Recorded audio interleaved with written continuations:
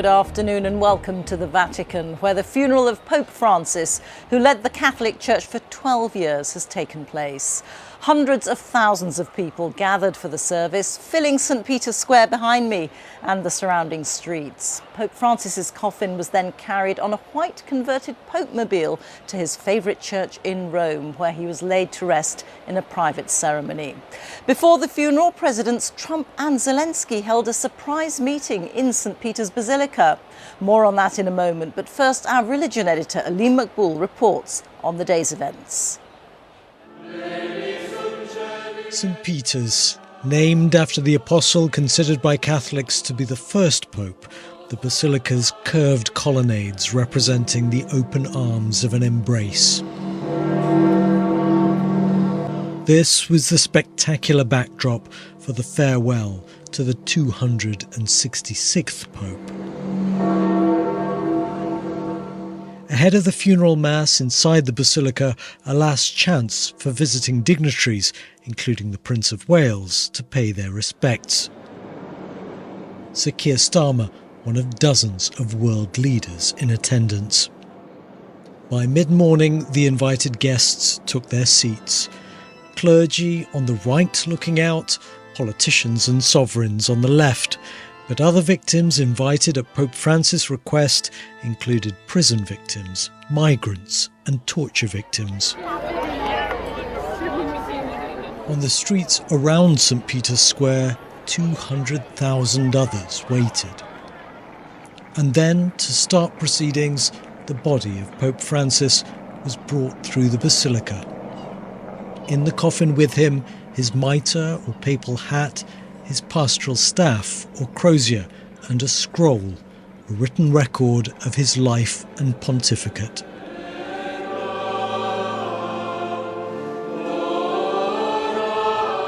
There was gentle, spontaneous applause through the huge crowds as the coffin emerged into the light.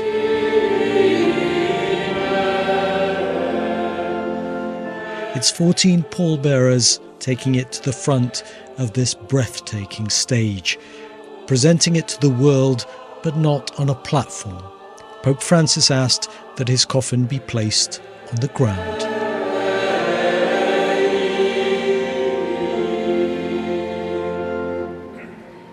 Dominus pascit me, et nihil mihi derit.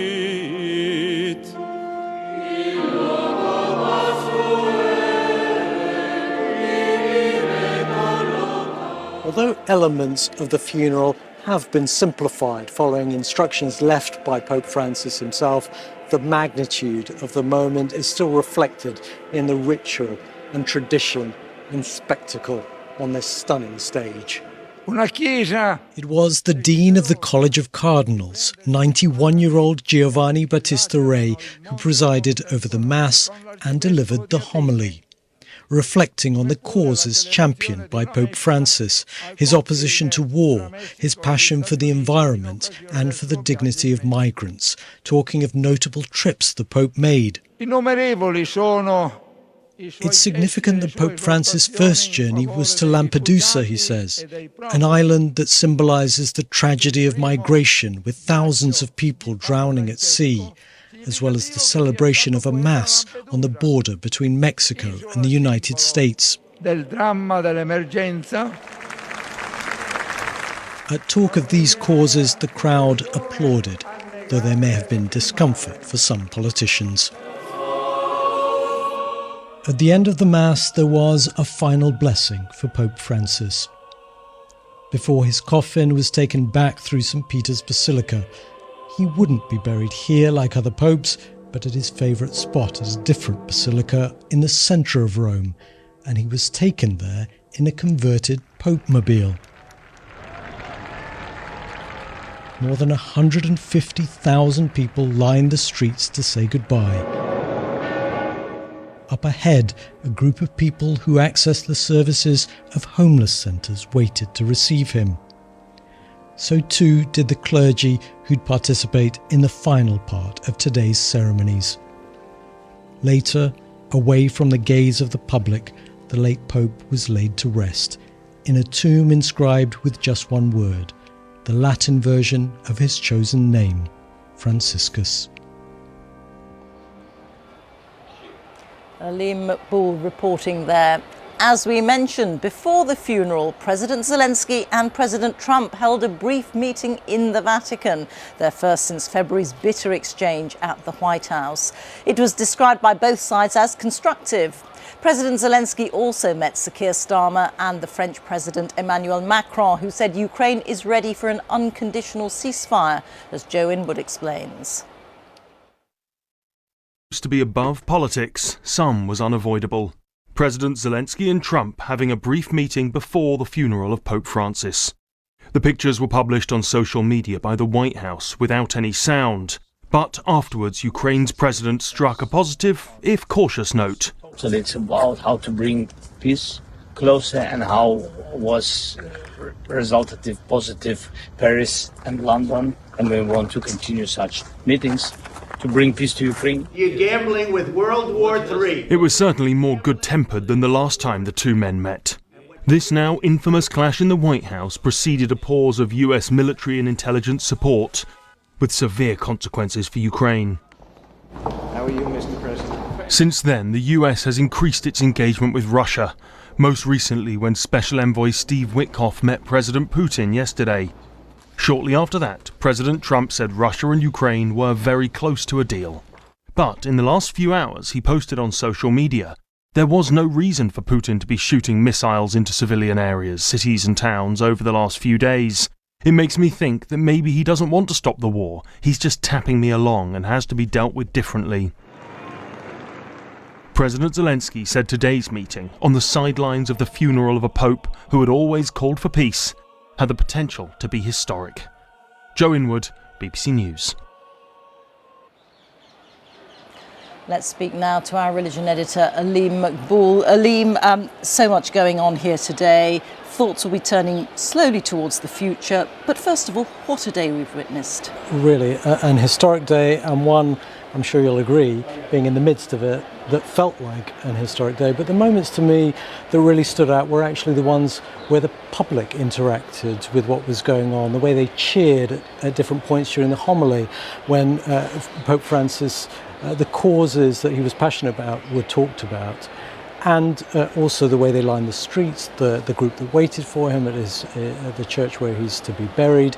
And yes, today is the first of 9 days of mourning, after which a conclave can be convened. So at the earliest, May the 5th, that's when they decide a successor to Pope Francis, although of course a lot of those conversations will have been taking place already between the cardinals, maybe even here today. But for most who attended this funeral, including the tens of thousands of the public, this has really been a day to reflect on the life and legacy of Pope Francis and celebrate it. Aleem, thank you very much. Aleem Maqbool there. Back now to my colleague Laxmi for the day's other news. Laxmi. Rita, thank you. Virginia Giuffre, who accused Prince Andrew and Jeffrey Epstein of sexual abuse, has died by suicide at her home in Australia.